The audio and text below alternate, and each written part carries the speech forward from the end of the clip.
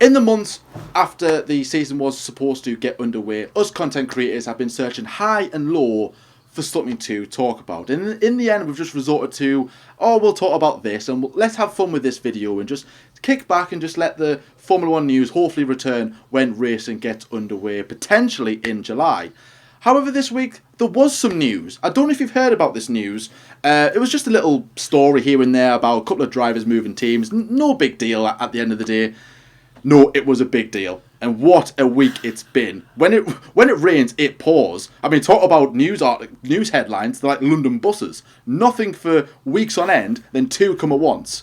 It was mad, absolutely mad. Of course, I'm pretty sure you know by now, but if you have been living under a rock, the news this week is that Sebastian Vettel is leaving Ferrari, Carlos Sainz is replacing him for 2021, and Daniel Ricciardo is leaving Renault to go to McLaren, replacing Sainz for as well 2021. So what we're going to be discussing today is our thoughts on Sebastian Vettel leaving Ferrari. Then we're going to move on to Daniel Ricciardo joining McLaren, and then wrapping off with Carlos Sainz going to Ferrari. What do we think about all these movements? And of course, talking about that elusive Renault seat, who's going to get that? Now, at time of recording, no one has been officially confirmed as to who's going to get in that seat. It could be numerous drivers. We'll discuss who we think will get that seat. And then if news does break as to who will get that seat between now and when the video goes out, we could look back at it and go, we made a good call there. Or we could look back at it and go, why did we make him as a prediction? That's just weird. It's going to be a long one. It's going to be a good one. So hopefully strap in and let's get underway with it. So yes,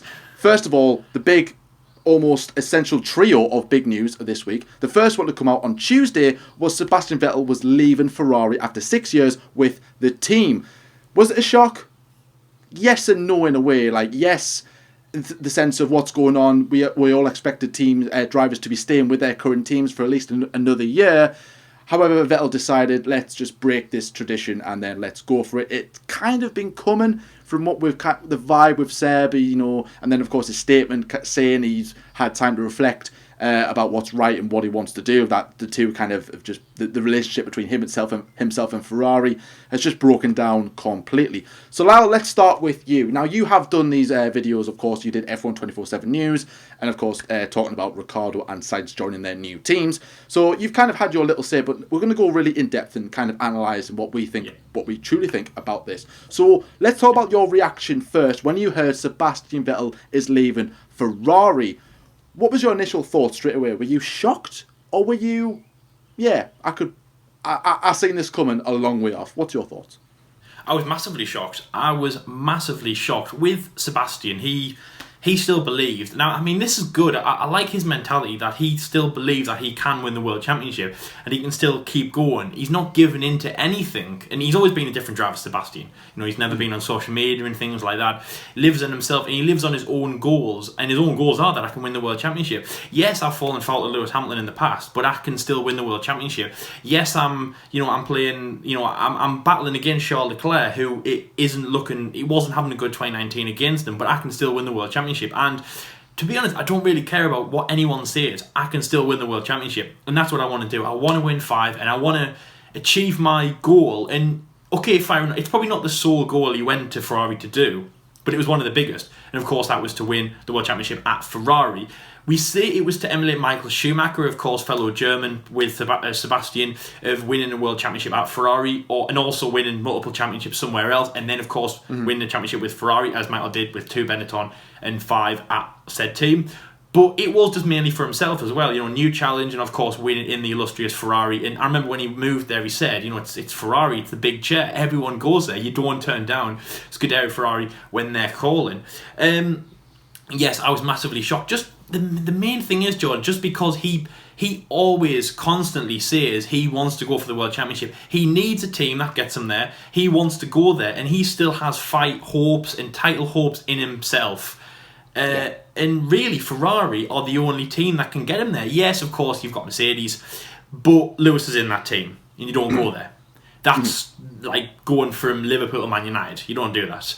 And that was also the same as like when Red Bull was main rivals with Ferrari. Main rivals with Ferrari. You wouldn't go to like the other top. It doesn't have to be Mercedes, but you don't go from like the one top team to the other. You don't cross no man's land and go from like one side to the other. So he wouldn't go to Mercedes, and he wouldn't go back to Red Bull. It was, of course, a chance, and if anything, it had a little bit more of a chance of happening. Him, obviously, of course, reverting back to Red Bull Racing, but obviously that wasn't happening. Verstappen was signed, Albon was signed for this year. Not sure about next year, but, again, he's getting a chance. Seb wouldn't go back to Red Bull, so that's out of the question. And they're the only top teams that are going to win in the World Championship. Yes, McLaren, they're not really there, and of course, so on and so forth, but it's mainly those three teams. And of course, even Red Bull weren't really in the fight last year. So he should have stayed at Ferrari to win the title. It's very much like when we were talking about Ricciardo, Jordan, and of course we will get on to Ricciardo in a little bit, about him leaving Red Bull Racing. We all know, and I've said this before in an episode, we all know that Ricciardo had a better chance, a much better chance, and if anything, he had the only chance of winning a World Championship at Red Bull Racing. Going to Renault would be stupid. And Sebastian only had the chance to win the World Championship at Ferrari. To leave the team really that you've got the only team that would give you that chance is just pretty stupid. At first look, you think it's his choice 100% and you're shocked. So I was shocked to think that he was at this stage right now. Of course, diving into it, he's been rumoured to have been offered 2 contracts that he's declined. They were for different amounts of time at the team and different amounts of money, but both weren't what he wanted. I think both of them said, second place driver behind Charles Leclerc. Of course, definitely wouldn't want to do that. I think the problem was Vettel wanted a multi-year deal, but Ferrari believed because of his age, they only offered him a 1-year deal. That firstly was 12 million a year. Then the second salary I can't remember. So therefore, Ferrari mustn't have. They might have improved the salary, but just slightly. So let's say 16 to 20 million a year. I'm not too sure. Again, I could be wrong. I don't know how much money was offered for the second round. But Seb did say that money wasn't the problem. That wasn't the main issue with this. It was more down to he just didn't feel right to be at Ferrari. Almost himself and Ferrari were just broken down essentially, because Vettel did go there to win championships. That's what he wanted to do. But really, Ferrari have kind of not only Ferrari but Seb, they've kind of let each other down essentially. I would always say Ferrari in 17, Vettel in 18. But would you say Vettel's stint at Ferrari was a failure? Because a lot of people do say Alonso's stint at Ferrari was a failure. And if you look at their record in terms of Grand Prix wins, pole positions, podiums, and average finishing position and stuff, and average points, they're very similar. I think Seb just edges it because there's been more races. So would you say him going to Ferrari was a failure? What would you think? When Sebastian left Red Bull, his career was almost over. And that's not even in hindsight as well. I think you have to just look at it like that. Sebastian came out of absolutely nowhere and won the World Championship with Red Bull in four back-to-back years. It was crazy. And then he went to Ferrari. He had a bad year with Red Bull in 2014. And I think if you sat there, you'll probably think to yourself, right at that moment, Sebastian, he's never going to be the same driver like he was back in those days. Even in the early days of 2010, when he was a no world champion, but had the drive to, of course, be a world champion. His stint at Ferrari, it was up and down. He went there to just have a new challenge, but there was so much hype behind him, both from himself. Okay, yes, he did, big himself up to, win the world championship. But a lot of people put hype on himself to go to, Red Bull were, the ship was sinking. He got all of the gold, he got all of the silver plates out of what he could. He got all of the loot, and he'd left the sinking ship. And he'd gone to Ferrari to try and, basically to win the World Championship with Ferrari. Didn't really care about the team, just wanted to win the World Championship. And it was good. He's had some great races. He's had some good wins. I remember 2015 Malaysia, he was ecstatic on the radio. I remember Arriva Bene said at that point, Ferrari is back. Meaning, not just for Ferrari as well, but also for Sebastian. I think did they have a win? I think they had a winless 2014. I think that last win, I think it was China or Spain 2013. So it wasn't. Again, it was quite desolate for Ferrari as well. And both parties actually didn't have good 2014s. It was good. He had some good wins. Seb, of course, 2015, the Hungarian Grand Prix, won that one and said it was attributed to the Legio Bianchi. That was a good win. Singapore as well that year. 2017, that was a good title fight at the start. Of course, also 2018, but he did blow it, obviously, with his crash in Germany. So it's been good. But to see it's a failure. I think one big problem that Vettel had when he went to Ferrari was that he went at the time where Mercedes were at their peak. Well, not really peak, but that's when they were kind of rising in terms of like their dominance in Formula One. Like nobody could catch Mercedes. And all right, in 2015, Ferrari looked like the resurge. It was never going to happen overnight that Ferrari were going to catch Mercedes. They had to really rely on 2017 with these new regulations and hope that Mercedes lost some pace and Ferrari gained it. They probably would have written off 2016 and went, you know what, what's the point? There's no point in even looking at that year, because why spend so much on that year when we could increase more development in R&D into 2017 and go from there. And it looked like it had paid off. It looked like it worked. But like I said, just Ferrari were a team where they just looked lost at times. Like there was no guidance, there was no real team leader in there, and it was just kind of old school Ferrari essentially. And Ferrari needed to get out of that in a way, and then kind of almost look at Mercedes and go, look, what are they doing better than us? Team morale. That's what they were doing. Mercedes worked as a team, and everyone who knows a guy who works at Mercedes, or those who witnessed it, they go, Mercedes win because they work as a team. Ferrari almost are. They've been the same way for a long time. A number one and a number two driver, and that's how it's always been. And Ferrari, I think in a way, it's hindered them over the years, not just in this generation, but in previous generations, when they had that massive run of, I think it was Jody Scheckter was the last drivers' world champion until Michael Schumacher decided to achieve that in 2000. During that period, they could have won championships, but they didn't because of whatever reason. And poor development, and Williams and McLaren were better. And as well, they could have easily won in 2017 and 2018. It could have been a good battle. But like I said, Vettel let himself down, Ferrari let himself down, and eventually it was just a 2019, you could just see like the vibe was not there anymore. We've said, Jordan, we've said many times, Germany 2018, but I just want to kind of chuck that on the fire again. Okay.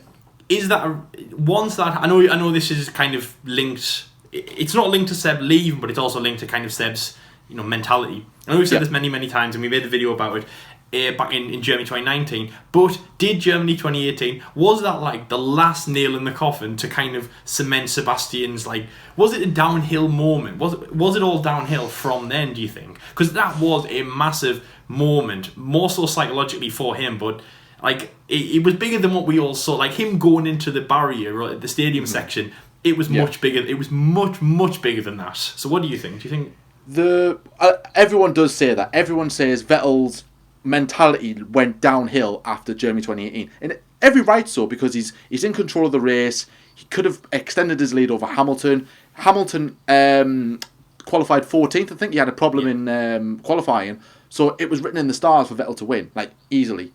And then he just got caught out, unfortunately, and hit the barriers. People say, oh, that was where Vettel's downhill started. But he won in Belgium 2 rounds later. Yeah. So it couldn't have been that bad for him. All right, it's affected him. But the problem that Vettel had was when he went on the spinning kind of age, was because he knew there was a big deficit between himself and Lewis. There was still like 20-odd, 30-odd points between himself and Lewis after Belgium. Italy, I think Italy didn't help him, because for some reason Kimi came out after Seb in qualifying. Kimi got the tour and he got pole position. If you remember, like Lewis crossed the line, he got pole, then Vettel crossed the line, then Kimi crossed the line, got pole position. Vettel was fuming. Like, why didn't I get the tour in Monza? And then I don't. Actually, no. I'm not going to talk about that. But then he knew that there was a lot to make up. Like Lewis. He was battling himself and Lewis Hamilton going into the chicane.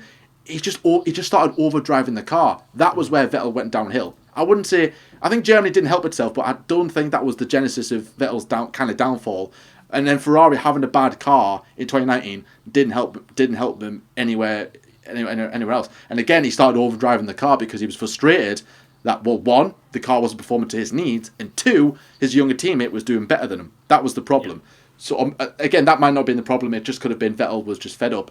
And Vettel's a family man. He reminds me of Niki Lauda in that sense. That he kept himself to himself. He was very not shy, but he didn't say much. He's almost like a bit of a bright, like a funnier Kimi, a more talkative Kimi in a way. Well, it's Nicky Lauda. Well, you just said Jordan there, it's Nicky Lauda, and then Lewis is James Hunt. So there we go. That's the modern day Lauda and Hunt. Yeah, exactly. That's so.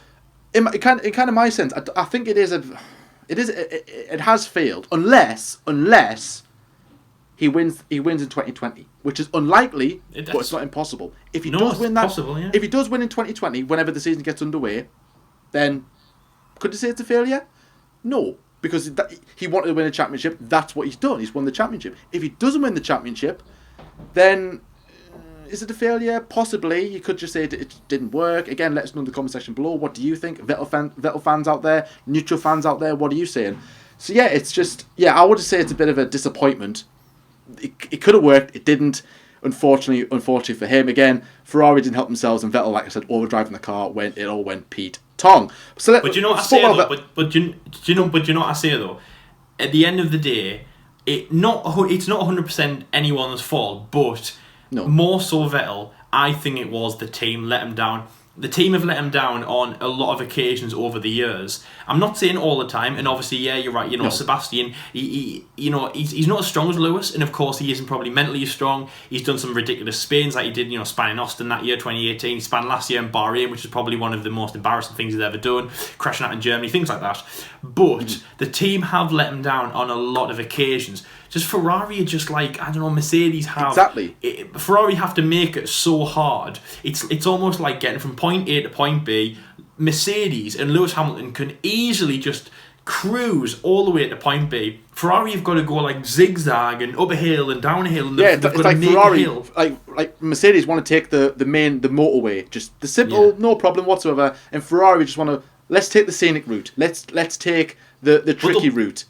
But they'll put Sebastian on that. That's the thing, they'll put Sebastian... So Sebastian, the four-time world champion, he'll say to the team, let's go on the same motorway as Lewis Hamilton, or let's go on the parallel motorway. But then Ferrari will say, no, Sebastian, no, we are Ferrari. We're the oldest team in Formula One. We're so regal and we're the best, and it's our way or the highway. You don't run the team like you did at Red Bull. We'll put you on this route. And basically, you like it or you get out. Like, I just don't think. Then Sebastian's had to fail at this route. And yes, of course, it's getting better because Charles Leclerc, of course, he's won races last year. Incredible, beat Lewis on poles, but it wasn't working 100% for Sebastian. And also as well, one last thing, Jordan, team orders. And it's kind of hypocritical because, you're all going to say Multi-21, Sebastian, Malaysia 2013, he can't handle team orders when it isn't going his way. But Russia, China, it's team orders. He had to play second fiddle to Charles. And again, that also pays out to the fact of Ferrari did these team orders. And again, longer route. Mercedes don't do team orders. They don't do any of that. So about 80%, it's the team's fault, Jordan, why Sebastian has failed on this journey. It is the team's fault.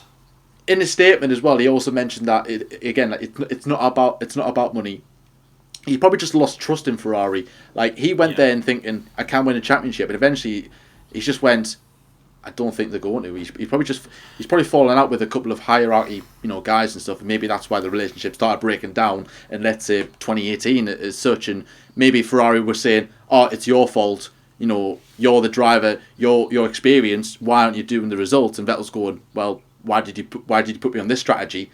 And when Mercedes did this, and you were in the wrong for this. So I think it's just like I think Pierre Ferrari as well, Enzo's son, is also spoken out about him as well. I can't remember the quote exactly, but it looked like he was having a sly dig at Sebastian Vettel. But moving on from Sebastian Vettel, also as well, just one last thing. I mean, Charles Leclerc doesn't want to play a second fiddle to Charles, and also Ferrari are favouring him. Which again is quite, like pot kettle black, because again, Sebastian was favoured at Red Bull, and now he's at a team where he isn't.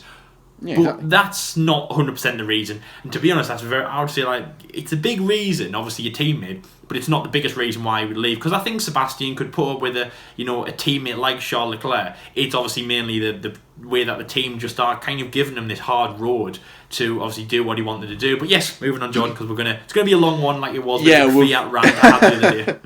I mean, like, we've Yes, speaking about Sebastian Vettel, but that's the thing. That's what I'm saying. There's a lot to talk about, and of course there will be timestamps below in case you're like, oh god, this is going to take forever. There's like we'll talk about it in different stages. So we'll spoke about Sebastian Vettel. That news on Tuesday. Then comes the news that came first. I was surprised this news came first, but nevertheless, the news was that Daniel Ricciardo would be signing for McLaren, my team, effectively breaking up the new favourite lineup of Carlos Sainz and Lando Norris. We all know how much of a failure now, we can pretty much say this now, it was a failure that Ricciardo went to Renault. He lost trust in Red Bull. He didn't lose trust in Red Bull. He just seen that Max Verstappen was the favourite. He was the clear number one. The team was around him, and Ricciardo had to play second fiddle or go and find another team. He went to Renault. He did have talks with McLaren for 2019. However, he wasn't convinced that McLaren were going to get back to or not win in ways, but improve in that kind of time period that he was satisfied with. However, McLaren did a really good 2019. And surprised not just him, but the entire fan base, including myself, a McLaren fan. He bought in the whole, come to Renault and you can try and revive Renault, kind of like what Hamilton did to Mercedes, right place, right time. 2019 was a horrible, horrible year, and then ever since then, there's been speculation about whether Ricciardo is going to stay on at Renault, is he going to go and look for another team. And Ricciardo was one of those people in the hat for the Ferrari drive. As soon as Vettel was announced he was leaving, pretty much two names were straight away there. Even before this, even when the speculation was kicking about when Vettel rejected the contract in the first place, it was Daniel Ricciardo and obviously Carlos Sainz. And then we kind of heard that Sainz could be going to Ferrari. It was pretty much confirmed. Ricciardo obviously going to McLaren. Now, me personally, I'm over the moon with this. I love Daniel Ricciardo. I'm going to love him even more now he's with my said team. I've been a big fan of Ricciardo. He obviously... He's fallen out with Renault. He didn't want to be there. He was like, I'm nowhere where I want to be. I want to win races. I want to get back to winning ways. It was pretty much either Ferrari or back to Red Bull, essentially. And obviously, he was never going to get the Ferrari drive. Well, he would have done, but I'd imagine they'll want to go with more youth in sense of Carlos Sainz. But Ricciardo going to McLaren, it's the right environment for me. In my opinion, it's the right environment for Ricciardo to be at. Ricciardo is smiley, happily, bubbly, get on, happy days. And McLaren have went from the miserable days of Fernando Alonso to kind of a more happier note with Norris and Sainz, like a breath of fresh air. And Ricciardo's going to keep that team morale up. Like, he's a positive guy. He's going to walk in and go and just full beam from day one. I just know it. I can see it now. He'll click well with Lando Norris. Those two are going to be bouncing off each other, like not just on the track but off the track. I mean, look at the British Grand Prix press conference, for instance. If you want reminding of how, almost in a way childish how these two are. And of course, there are a few people who are upset that the Sainz and Lando Norris partnership is breaking up. But trust me, guys, Daniel Ricciardo and Lando Norris will be just as good, if not better. Ricciardo, like I said, it's the right environment for him to be at. However, there was like a rumour that Vettel was going to be going to McLaren, of course, Sainz going the other way. However, when Vettel sat down with McLaren representatives, McLaren did not promise him a race-winning car for at least 3 years. So therefore, McLaren are looking at 2022, 2023 to get back to the top of the grid. Ricciardo wants to be there, so really Ricciardo's going to have to still be in the midfield where he probably accepts, you know what, I'll allow this maybe for a couple of years to hopefully get back to the front of the grid with McLaren. Push them on, right mentality, let's keep it up. It's got a positive attitude around the team. Renault, maybe not so much. Maybe there are things going on more, bigger issues behind the scenes than we actually know, because, like I said, Ricciardo went there with high hopes and now he's leaving after one season, essentially. He's got 2020 to go yet. But going to McLaren, that's that's his fifth team in his F1 career. But I think he can bounce back. I think we will see the sense of the old Daniel Ricciardo. He's quick. He's one of the best drivers on the grid at the moment. He's a very likeable guy. He will fit in well at McLaren. That's what he needs. McLaren need someone like Daniel Ricciardo. For me, the ideal replacement for Sainz. The ideal replacement. Very, very good news. When I first heard this, I was like, brilliant. I couldn't be more happier. If I'm honest. I'll be more than happy to keep Sainz. I would have been like, yep, Sainz staying, brilliant. Ricciardo coming in, just as good in my opinion. Very, very happy with this. Lyle, of course, Daniel Ricciardo used to be with your team. Now he's coming to my team. Yep. So thanks for that. You know how good Daniel Ricciardo is. You know how good Ricciardo is with the media and how much he likes to have fun with them. He's a very happy guy. Do you think that, can you see the McLaren, well, what will be the McLaren-Mercedes relationship working with Ricciardo? So do you think that it is the right move for Ricciardo instead of staying at Renault, or do you think he maybe should have sticked out with Renault for maybe a couple of more years and to see how the future would have went into the new regulations? I think it was a good move. Of course, like you just said there, McLaren, Mercedes, going back to the old partnership, perfect. Daniel Ricciardo, of course, he left Red Bull because they went from Red Bull Renault to Red Bull Honda. Didn't work out for him. That was Red Bull Honda were great, and he really, really missed the boat. He really missed a good chance there. And it also was a little bit strange. People were saying that he went from Red Bull Renault to hating the Renault car, and then he signed with Renault. But now, of course, going from Red Bull Renault, which of course have been an improvement over McLaren Honda, of course. Carlos Sainz getting the podium in 2072 days since K-Mag in Australia. They were also, back then, they were with Mercedes. So Honda they didn't even have a podium with McLaren Honda. So obviously McLaren Mercedes, good partnership with them, hoping that something can, kind of click where, they weren't a good team with Honda, they were a better team with Renault, and all that progression is just building up and building up and building up. And they are not a front runner team like with Red Bull. I think Ricciardo shouldn't have his head in the clouds, and if he does, I don't think he does, in terms of thinking McLaren are going to be a better team than Red Bull were, for example, and of course much better than Renault to win him the World Championship. Better than Renault, yes. Better than Red Bull, no. As good as Red Bull, possibly. There's a good chance, and McLaren Mercedes are looking good. I think kind of the vibe the team are given for next year is looking good. Mercedes, McLaren, just the name is amazing. But that being said, though, we did say that about Honda, and look what happened. So I think it is a good move for him. Of course, I've said before, leaving Red Bull, shouldn't have done that.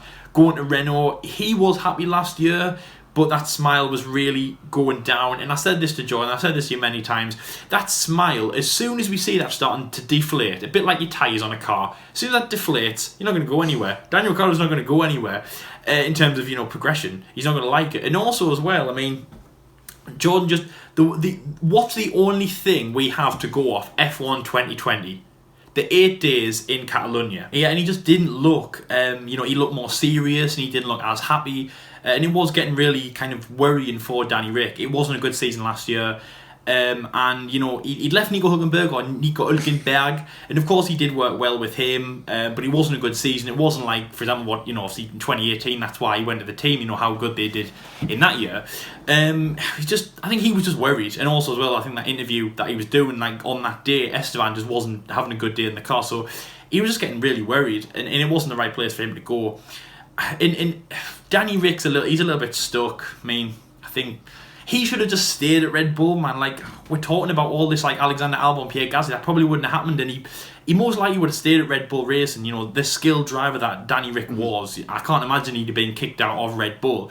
But yeah, he'd left. I'm glad he's come to McLaren now. I'm glad he's gone to McLaren. It just looks like a better team for him. And then yeah, that's all you. So Jordan, your task now is just to keep that smile up, and I know that people are joking on, and you're kind of joking on a little bit about these the press conferences. They're all going to be Britain 2019 and like, have you got pubes yet, and all this crap about how funny and how immature Lando is and how immature Danny Rick is. It's like, right, okay, fair enough. But remember where Danny Rick is now, and actually he's a little bit more serious than he used to be, because now he's as you said there, his fifth team, or if you want to say really is his third main team. Obviously Red Bull being his first, got fed up, went to Renault, even more fed up. Actually no, I keep saying that about Renault, like he's fed up, but he's not completely fed up, because of course this was his exact choice. He had talked to McLaren before, so he did want to go there. It's just, I'm glad he's done this decision right now. That's all I'm going to say. Just, it feels like at the moment he's jumped before he was pushed. And when I say pushed, I don't mean that he was kicked out of the team or he was sacked or anything. I mean pushed as in like that was his only option. Like he did it because he didn't want to wait until like maybe, for example, the end of this year, Renault have an abysmal car, topped off with a terrible year, and of course, like what's happening at the moment, Danny Ric is furious, but that seat is being taken by a Formula 2 driver or another driver from the grid that's moved up, for example, George Russell, for example, and he's absolutely even more furious because he's now stuck in Renault for another few years and he won't want that. So I think it's definitely a good move, Jordan, and I'm happy. So obviously you must be very happy to see Danny Ric in the new team, and it's got to be a good partnership. But as I said though at the start, you've got to make sure that smile stays. And do you think that smile will be even bigger than it was at Renault 2019, for example? Because I mean, if you remember, obviously he was buzzing to go there, and it started off well there, but the results weren't there. And of course, McLaren aren't a top runner. But do you think that? And also, this is kind of just a vague McLaren question for 2021 because of course you get the Mercedes engine. Do you think it will be a better year both for your team and of course for Danny Ric going certainly forward? It's like I said, it fits Ricciardo's persona a lot more than what it did at Renault. Like, he went to Renault at the time. I don't think it was the wrong choice to go to Renault because, like I said, he knew he was losing out about he was losing a battle with trying to be number one in Red Bull to try and win a championship. He was never going to win a championship as long as Max Verstappen was there at Red Bull. It was just not going to happen. And he even said that there was no progress made at Red Bull. They just stayed the same throughout the course of the duration of the V6s and, of course, Ricciardo's time at the team. Third place or second place in the constructors. Nothing, not really challenging for any titles. I mean, they look good. They look good at the start of 2018. But again, the battle just went. It just disintegrated, and then Ferrari and Mercedes ran away with it. And Ricciardo was just, annoyed. He went to Renault thinking, like, he bought into the whole, well, look at their results. 9th in 2016, 7th in 2018, 17, and then, of course, 4th in 2018. So they was slowly progressing up and up and up through the ranks of the constructors. And it looked like Renault were going to get it bang on, maybe challenging for podiums, not pushing as like touching Ferrari and Red Bull type of level, but certainly the next step from there, like Renault on the podium, Renault challenging for when like the two Mercedes hit each other or the two Ferraris hit each other or something goes wrong at the front, Renault are going to be there to pick up the pieces. They weren't there to pick up the pieces at all. They were nowhere near that. McLaren were, and like I said, before making the point, Ricciardo believed that McLaren weren't going to be on any kind of form or any sort of pace to where he wants to be. He's probably thought, yeah, Renault aren't going to be winning races, but at least maybe I could challenge for a podium. Because if you put Ricciardo in the 2019 McLaren, I think he could do a better job than Sainz. I really do. I think for me, Ricciardo is the better driver than Sainz. However, I think Sainz is a quality driver at the end of the day. He served McLaren well, and fingers crossed, that form continues. Hopefully, when we get racing in 2020, and Ricciardo will do bits. But if you look at McLaren's form at the end of 2018, they were the only car that was slower than them was the Williams, and even at times the Williams looked. They could catch the McLaren here, well, not in the standings, but in terms of pace towards the end of the season, because McLaren sacrificed development to focus on 2019 and just started again. And luckily, it worked out for them. Ricciardo didn't buy into that. And then he's looked back and went, you know what, I made the wrong choice going to Renault, and he has. It's just a case of that, fingers crossed for him, it works at McLaren, because McLaren could have a bad 2021, because even though the new regs aren't coming until 2022 now, and they are getting the Mercedes engine, brilliant. The problem you might have, though, is McLaren, the chassis is going to remain the same, apart from McLaren can make changes to their chassis just so that they can fit the Mercedes power unit in, and of course, that'll be monitored by the FIA. Chassis freezes are on until 2021, until the new regs are coming in 2022 now. So therefore, McLaren are allowed to make alterations to their car to fit the Mercedes power unit in, because it's going to be a different design to the Renault power unit, which the current chassis fits in now. So McLaren could get it right and could bring a really good chassis to the first race in 21, but it could all go wrong. The power could be there, but the chassis might not be there because they might have done something wrong and trying to mould their car around the new engine. It might not work. So the first season could be not as strong as, let's say, 2019 and 2020. So 2021 could be a 6th, 7th place in the constructors for McLaren, let's say. Again, I'm just speaking in hindsight, let's say. But in 2022, it could all fold into place where McLaren are at the front again. And if Ricciardo's there, he signed a 2-year deal, so he will be there in 2022. So of course, let's see how it goes. So yeah, it could work for McLaren. Like I said, they did say to Seb, we won't have a title, at least a race winning car, for another 3 years. And Vettel was not satisfied with that. And Ricciardo knows it's going to take time. And Ricciardo is the perfect guy to lead McLaren onto the next generation. And who knows what they might do after that. Having those two alongside each other in Lando and Ricciardo. Lando will learn a lot from Ricciardo, a lot more than what he would with Sainz. They will have that banter between them when you're watching videos on social media and maybe interviews and stuff like that. It's going to be funny. I know it will be. However, Ricciardo is more mature than he ever has been. He knows the job to do. That's the thing I like about Ricciardo. He's funny off the track. He's funny, bubbly. Look at me, I'm daft. But in his mind, it's all about racing. His feedback is brilliant. His drive is brilliant. Yeah, he's just an all-round professional. He just brings a little bit of humour to the paddock, something that we've never seen before when he first joined the sport. So, in a way, he's very unique, and I'm so looking forward to seeing Ricciardo at McLaren. So the final kind of thing we'll talk about these three anyway, then we'll move on to who we think will get the Renault seat, is of course Carlos Sainz going to Ferrari. Now, I've said for a while, Giovinazzi should have got that seat. Not because he's better than Sainz and Ricciardo, it's just that he's Italian and he's the perfect number 2 driver. Sainz going to Ferrari, it's a good move for Sainz, absolutely. Like Lyle said at the start, and like we always say, when Ferrari come knocking, you don't turn it down. It's like the biggest seat in Formula 1.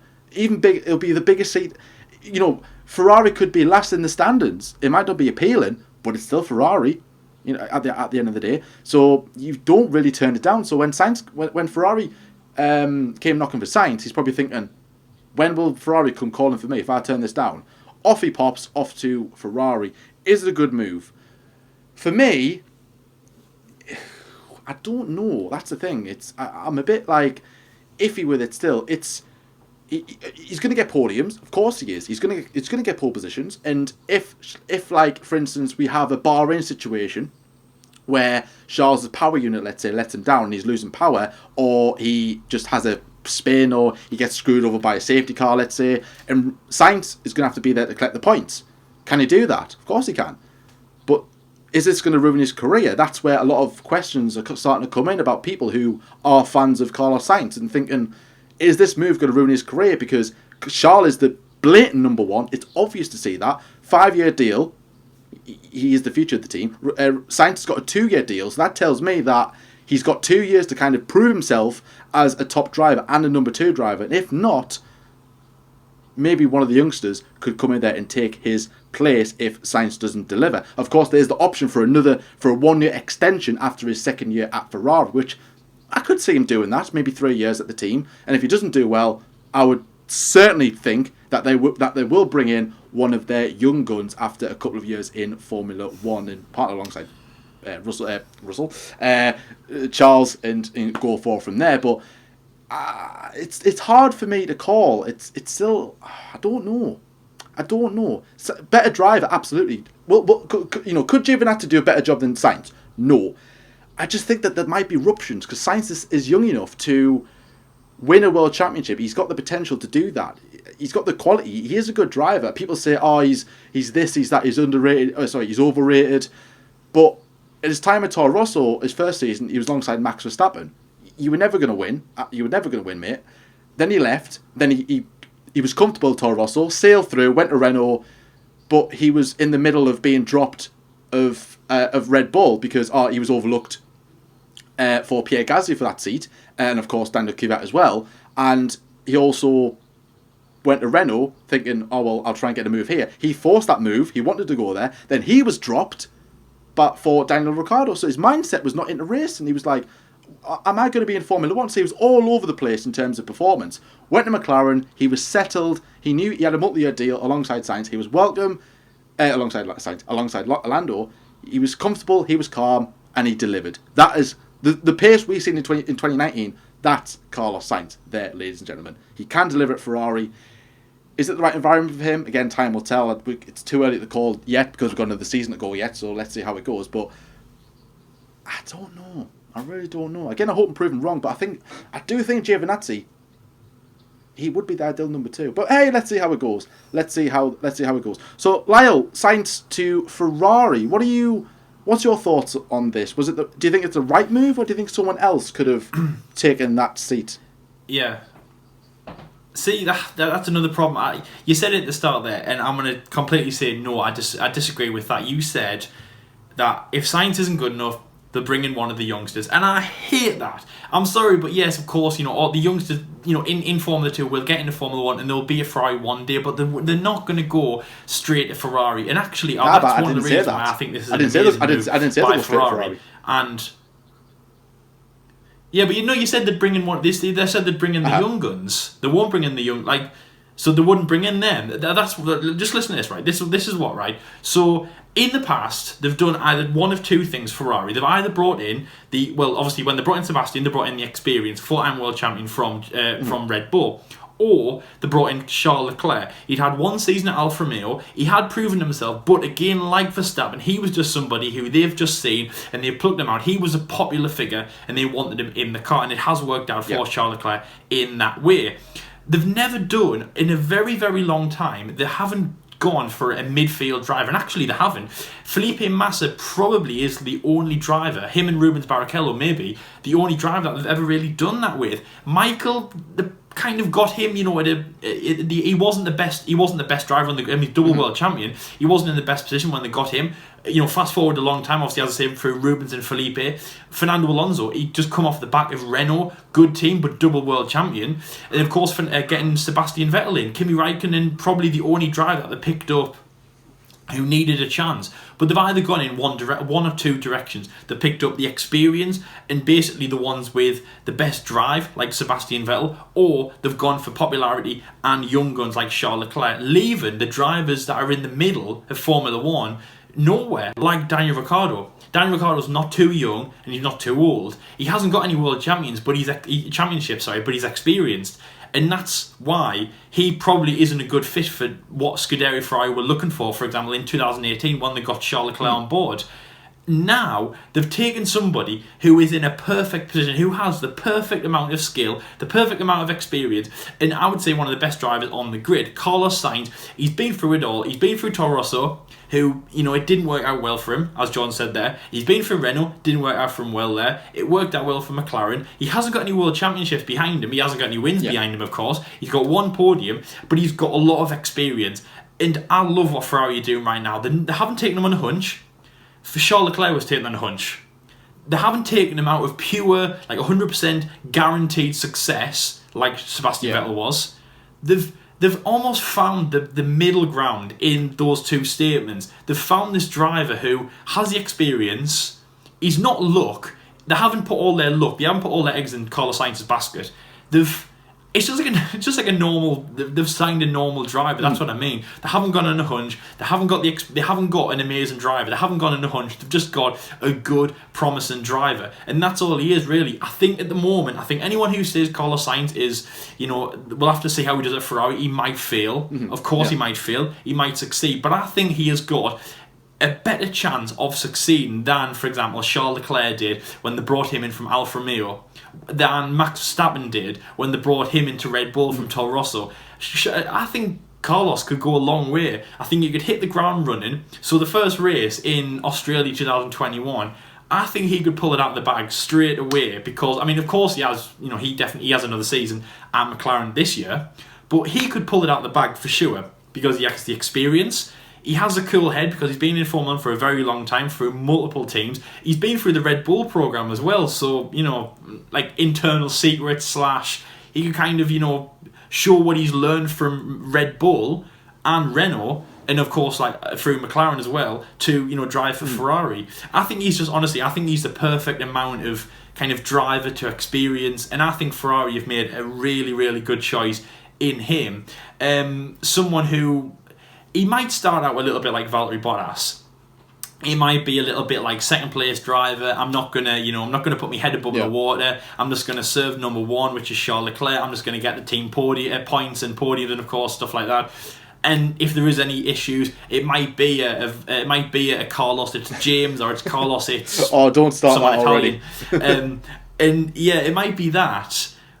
And of course, there might be a little bit of blowback, but he is a good fit for that. And of course, fast forward, I said Valtteri Bottas is a good driver at Mercedes, and of course, if I'm saying that, then Carlos will be at Ferrari. I think it's an amazing choice, Jordan.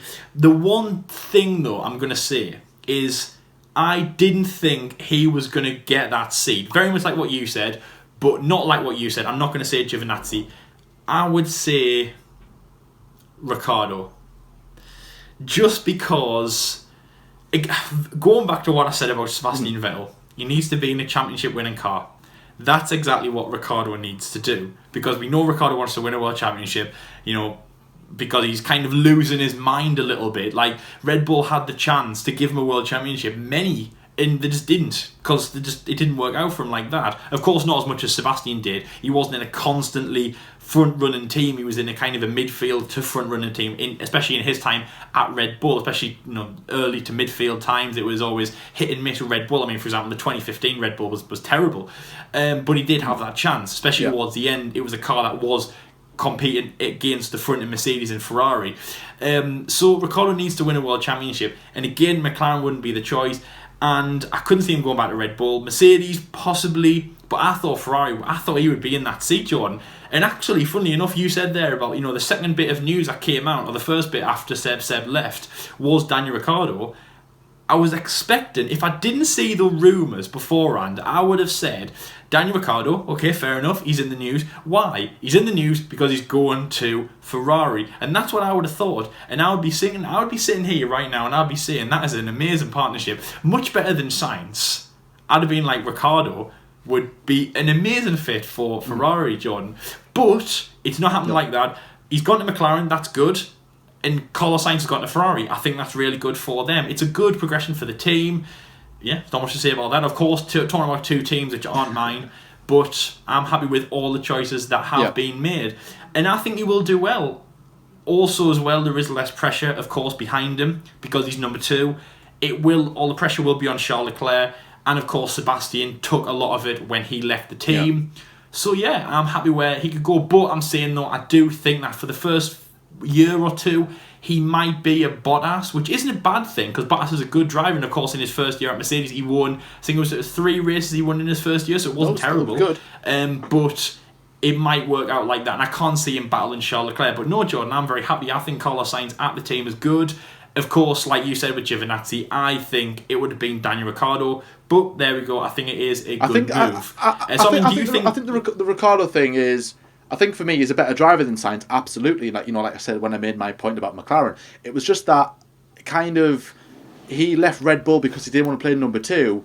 He wanted to be the team leader. If he goes to Ferrari, he's going to be blatant number 2 again. So he's going to be in the same situation, just with a different team. So it's like, why did you leave Red Bull in the first place then, my friend? I mean, yeah, you might have settled for that, but that's not Ricciardo. Ricciardo's a race winner. He wants to win. He wants to battle for at least a championship. Maybe you just thought, well, okay, maybe it's just come to the fact of, maybe I want to be a team leader. I want to guide a team onto success. Renault don't have my trust anymore. McLaren do, and off he goes to McLaren. Will he win a championship at McLaren? Probably not. But to be fair, I would like to see Ricciardo at Ferrari. Absolutely, I think, yeah, good driver, potential to win a championship. But the future is Charles, and that's how it's going to be. It doesn't matter who goes there; if they are going to be number 2. I just think is that Ferrari haven't made the wrong decision. I think it's worked out well that Sainz has went there. He's young enough, and if it all goes wrong, he's young enough to go and find another team. Unlike Ricciardo. I don't think. So just quickly there to capitalize that. I don't think any team's made a wrong decision. I mean, do you think McLaren or Ferrari could have made the wrong decision in this? Like, go on, just spitball to me. How do you think they could have made the wrong decision in this? I mean, Maldonado. If they employed Schumacher, like what everyone was saying. Oh yeah. Oh yeah. Like, God. Or I'm just going to say this because I remember I told you off camera. Or a rumour, I'm not going to say who shared it on Twitter, but a rumour that I saw, and I was like, I don't want to believe this, but it could happen. Sean Gallile. No, I was like, I don't believe it, but it was a rumour, and I was like, if I don't capitalise on this, then I'm like, oof, we're not Formula 1 journalists here, like. Oh my God, imagine that Sean Gallile is announced. I think Josh Revel as well. He was joking on about Mahavir Raghunathan. He wanted him in. Lord Mahavir, up Josh. But no one's made the wrong choice here. They've all went in a really good direction. The problem I've got with the Sainz going to Ferrari thing is that I can see those two tripping over each other the same way what Seb and Charles did. I think if Giovinazzi went there, but that's the thing though. Like Giovinazzi has that number 2 ability. It's just that maybe he doesn't have the speed as what they do with Sainz. So maybe there could be more to offer. Maybe I could be totally wrong with this and just say, Carlos Sainz could potentially win a championship there, and Ferrari want a driver who is quick enough, who can capitalise on points if Charles is having a bad race, or if Charles out of the race. Okay, Carlos, we need points, get them. And who could do that better, Giovinazzi or Sainz? Sainz, any day of the week. That's only a fool would question it. It's just that I just think that Ferrari have always been the number 1, number 2 team. I just think Giovinazzi is the perfect number 2. However, maybe Ferrari are trying to get away from that and just think, you know what, let's try and have 2 drivers who we think are good. If Charles decides to pack up and leave one day, which could happen, very unlikely, but it's not impossible, go off to somewhere else, let's say, and then Sainz is there and then he's the number 1 driver. And yeah, he's young enough and he's got the capabilities as well. So no, I don't think anyone's made the wrong choice here. I think Sainz, every bit of good luck to him. I think Sainz will be up there on the podium. He will be up there, pole positions, race wins as well. Definitely. Maybe not championships, but let's see how it does. If it does go wrong, will he go somewhere else? Possibly somewhere in the midfield, but that hasn't happened yet. Let's think positively and let's just look forward, and hopefully he will get a decent drive, a decent career out of him at Ferrari. So kind of like the last thing to talk about is, of course, that Renault seat. So the McLaren seat, gone. The Ferrari seat, obviously gone, which leaves, of course, Ricciardo leaving Renault, going to McLaren, leaves a seat at Renault. Who's going to go there? So there's a number of drivers who are in that in the bucket, let's say, on the hat of potential drivers who could fill and replace Daniel Ricciardo. Fernando Alonso, Sebastian Vettel, Nico Hülkenberg, and a couple of the youngsters, Joe Lundgaard as well. So Lyle, there's a seat available at Renault. Who do you think will be at the team alongside Esteban Ocon for potentially alongside Esteban Ocon for 2021? I think it's going to be Nico Hülkenberg. I think that he's going to return to F1.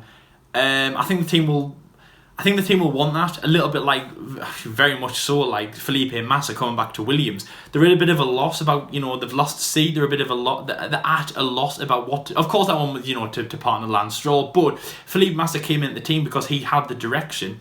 Ocon doesn't have the direction, so I don't think he could lead the team. So in that way, because obviously Nico Hülkenberg and Felipe Massa are very, very, very similar. Of course, Felipe podiums, Nico not. But Nico is skilled and, of course, knows the team like the back of his hand, like Felipe did. So, in that way, Nico Hülkenberg. Just nice and simple, Jordan, of course, no elaborations on that. And, of course, a few people will be happy to hear that, a few people won't be. Also, as well, I just don't think anyone else is ready, like Christian Lundgaard, unfortunately, good to him. Also, Jack Aitken, he was tipped for a Renault seat in the future, but of course, moving teams, it might have hindered that. But I don't think anyone from Formula 2 or anything like that is ready. I think Nico Hülkenberg would be re-looked at. Jordan, what do you think for Renault upon Ocon in 21? I mean, when I made my F1 24/7, I was saying, obviously, Christian Lundgaard, he was linked with that seat. It was just reading a statement, essentially. I wasn't necessarily agreeing. I think it would be a good move, maybe at some point in the future. I also referenced Nico Hülkenberg, which, of course, what you said there, Lyle. I think that would be a good fit because Hülkenberg is recently just left Formula 1. He knows the team. It wouldn't take much for him to settle in. So, yeah, I think Hülkenberg would be a good fit. However, if Renault want to go forward, in the sense of where they need someone who's got experience, who's got speed, and he's got good feedback. And that guy for me is the guy who everyone's talking about possibly returning to Formula 1, which is Fernando Alonso. I think he will get that drive. I think he will. Now, again, like I said, at time of recording, nothing's been officially confirmed, nothing's been said or anything like that, so we'll have to wait and see. Like I said, could watch this back in a few days and just go, why did we say either of those drivers?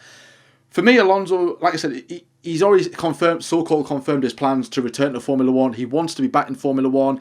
However, he did say he wanted to be with a race-winning team, and he's not going to get that with Renault. So maybe he's just got to concede the fact of, I want to be in Formula One. It's not going to be with a race-winning team, so I'll just go with Renault and possibly help them. Which I think a guy taking away what Alonso is, what people talk about him. You know, they say he's this, he's arrogant, he's that. And yeah, he can be a bit of a nuisance behind the scenes, essentially.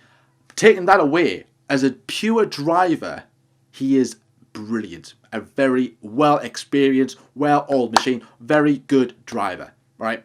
And I'm not Alonso's biggest fan, but even Alonso's most hated fans can't really deny that he is a good driver. And a driver of his capability and his experience will go well with a team like Renault's. But also with Sebastian Vettel, which is another name also into the hat. What's he going to do? Is he going to retire? Is he going to stay in Formula One? A lot of people are saying he's retiring. I think he'll retire. I don't think. I've said for a while, I don't think he'll go to Renault. I can't see him going to Renault. He's lost faith in Ferrari. The only team I could realistically, and I'm talking a very slim chance, is him going back to Red Bull. The only team I can think of him doing that. And even then, I'm not really convinced. Because why drop Albon? But then again, this is Red Bull we're talking about. So anything could happen. So for me, there's not really a driver I really prefer to be in that seat. I'm not really bothered who's in that seat.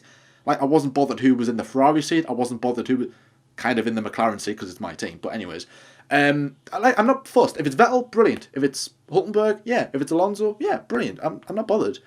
I just think, I don't really want anyone. I just think it'll be Alonso because, you know, experience, they need him. But then again, I would probably choose Vettel. I would try and get Vettel, but maybe they've spoken to Vettel and just went, like, he said no to McLaren because they haven't got a race-winning car for at least 3 years.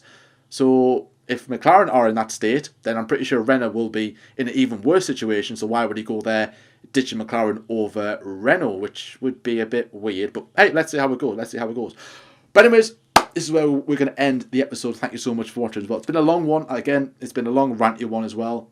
And of course, thank you so much for everyone watching in today's episode.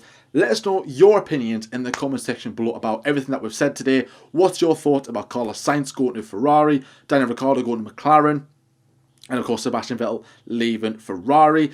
And of course, let us know your comments below in the comments below if anything's been said about Renault, who they sign, and if anything's been announced. Let us know what you think in the comment section below. And if not, who do you think will get that seat? Hulkenberg, Alonso, Vettel, or somebody else? Anyone else you think could be in with the mix? Like I said, let me know in the comment section below. But anyways, guys, thank you so much for watching as well. We've got a busy week coming up next week on the F1 Debate Show.